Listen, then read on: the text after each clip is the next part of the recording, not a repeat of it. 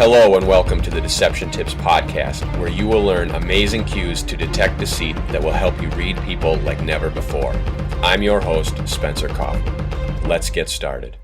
Welcome to Deception Tip 48.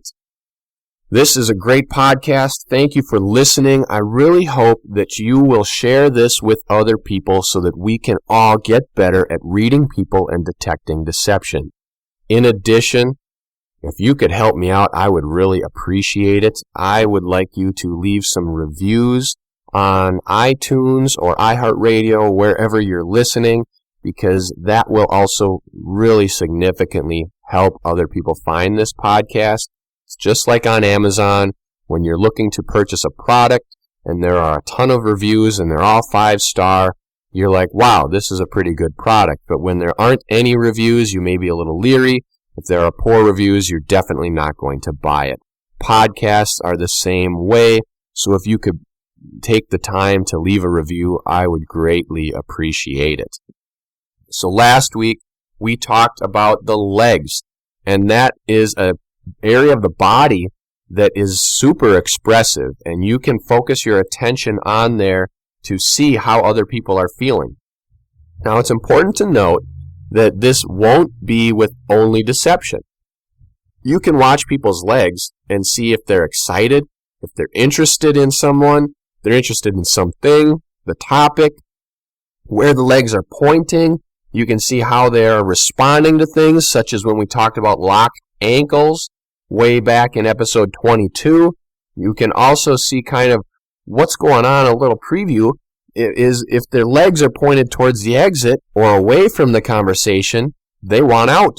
So that's a little kind of a bonus tip I'll give you right there. We'll probably talk about that in the future. Also, we've got how they bounce their legs. That could be significant of anxiety or stress because they're trying to release that. In addition, depending on how the legs are bouncing or moving, it could show excitement. So you watch the high school kids across the restaurant on a date, and you'll see one of them's legs are going nuts. Remember how that old game of footsie, people kind of play footsie, and that's more of an excitement or a passionate type game that's kind of leads into something else, or people hope it might lead into something else. So the legs are very expressive, and a lot of this stuff, it goes on under the table, which means it's kind of hidden, it's behind the scenes. Therefore, if you can remove that table, now it's kind of out in the open. You'll be able to see this, and you can learn a lot more about what's going on with the other people in the area or in the conversation. So the legs are a significant area of body language. Remember, the legs, in terms of area, it's a little less than half of the body. So, I mean, it's almost half. That's 50% of the body you're not seeing if it's behind a table. Therefore, remove that table. Now, even though area-wise or volume-wise it's about half, remember that's not half of the expressions, because the face is tons of expressions. The arms are a ton more. So, I mean, in terms of expression-wise, maybe it is only about 25%, but still that's a quarter of the area, or, roughly around there. So it's still a good area for you to focus on, because there are several signs on the legs that we've talked about and we will be talking about. Therefore, pay attention to the legs. Now, today we've got a different sign. This is more of one that we've kind of hinted on before. We've talked about different variations of this before, way back in like episode number 3, when we talked about contradictory behaviors, how they're not matching up. The behaviors aren't incongruent. They're different than the speech or the other patterns.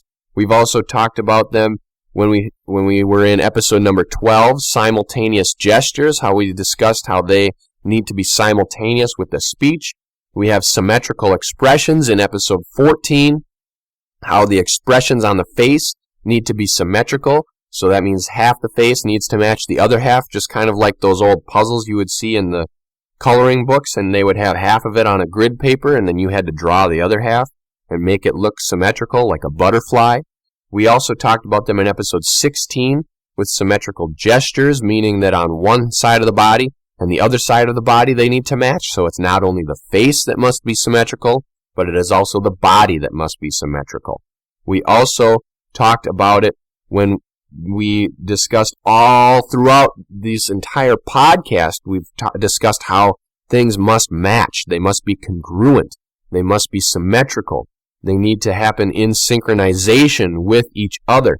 So today we are going to talk about the similar behavior, how this is one specific case. How when someone shrugs their shoulders, usually they shrug both shoulders. However, this tip is when someone shrugs only one shoulder. So here it is. This is deception tip number 48. A behavior indicative of lying is when a person gives a slight shoulder shrug when answering a question. Here it is again, deception tip 48. A behavior indicative of lying is when a person gives a slight shoulder shrug when answering a question. So there's a lot going on here. Even though it sounds pretty simple, there are multiple facets to this. It is indicative of lying. Now, it doesn't mean that they are outrightly, flat out telling a lie. This could mean that they're hiding something. It could mean that they don't believe what they're saying, or they are unsure of what they're saying. For example, do you think the so-and-so football team will win this weekend? And someone's, oh yeah, I really believe they're going to win. Shoulder shrug on one side. Okay, well, they may not have the utmost confidence that they'll win because of the shoulder shrug. They may not believe it, but that's what they said. Now, was it a direct lie? No, because, it's something that hasn't happened yet, so it's more of a prediction that they don't fully believe.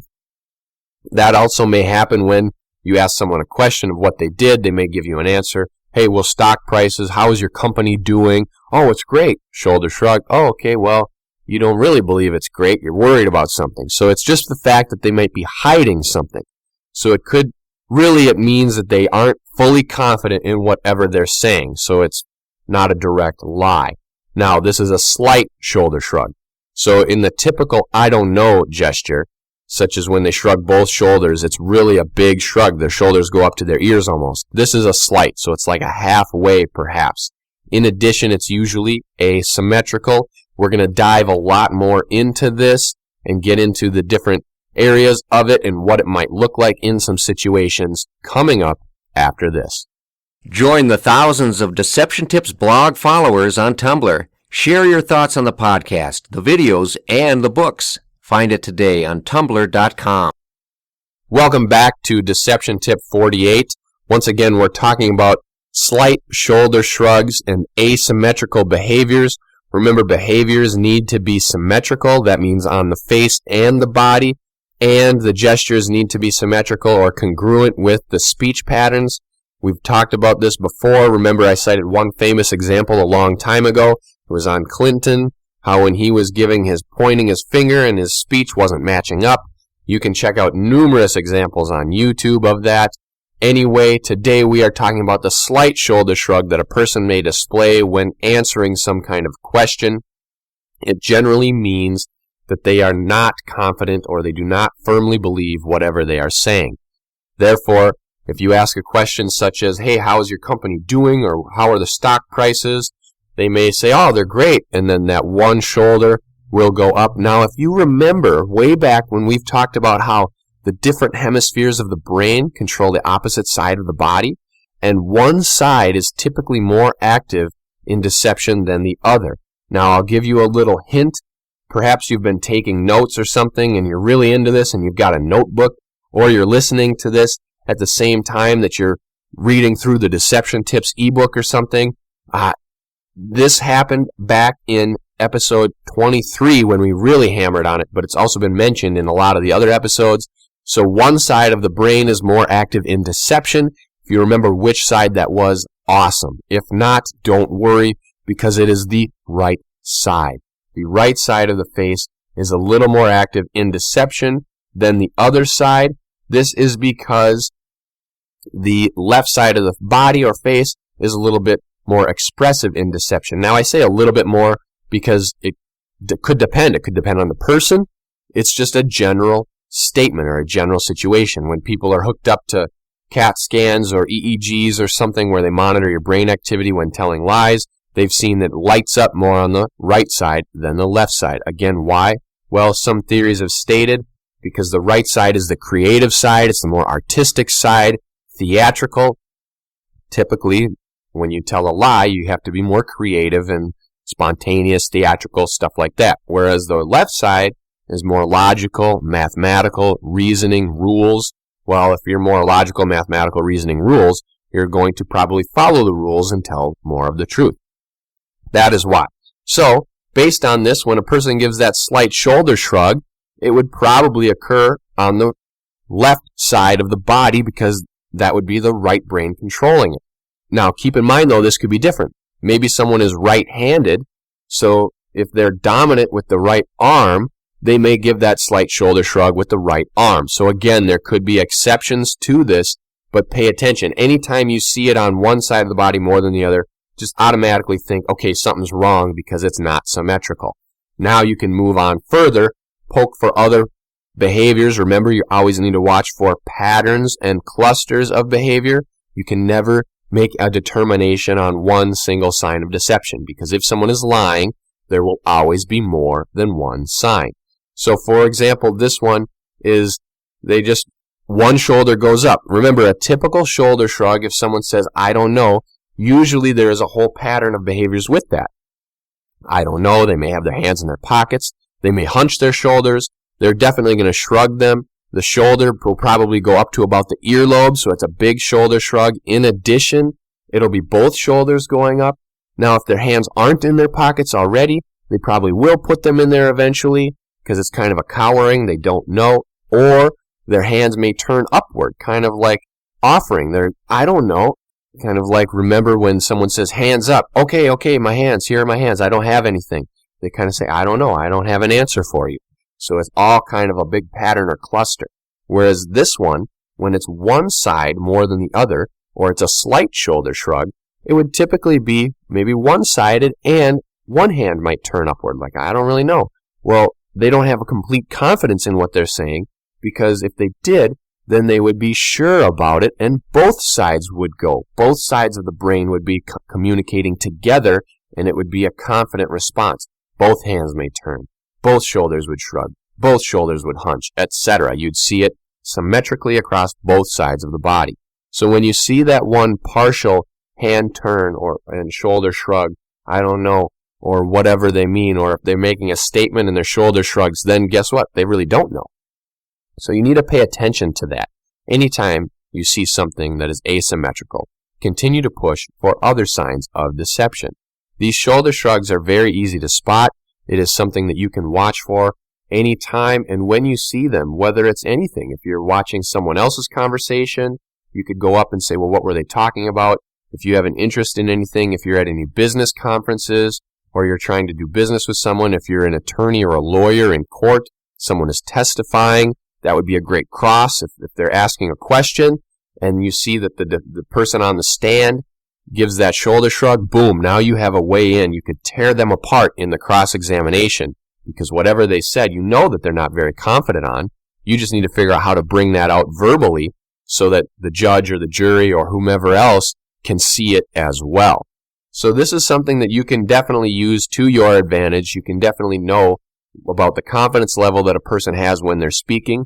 Remember, it's not necessarily a direct lying behavior, but you can use it to determine why they aren't believing what they're saying and see if maybe there is a lie going on about that, or, well, why they lied about it. Because if they don't believe it, why would they say they believe it? So that is a lie, but it's not something huge. But you can still push further and determine why they may not believe what they were saying. And that is what is important. That is why it is. Because especially, let's say you're making a purchase. You're going to buy a car. You say, well, is it safe? Sure, it's safe. Boom. Slight shoulder shrug, one half the body. Wait a minute. They don't believe it's safe. Why not? What happened? You can dig into that a little bit more and get more information on that, because it is very important that you are educated, especially when making a purchase such as a car, especially if it's for your kid. You need to know all of this stuff. So this is very important. Pay attention to these slight shoulder shrugs. I want to thank you for listening to the Deception Tips podcast. I hope that you'll share it with your friends, subscribe to the feed, check out the Deception Tips videos and the Deception Tips blog, and also take a look at the books I have available. And as always, tune in next week for a new Deception Tip.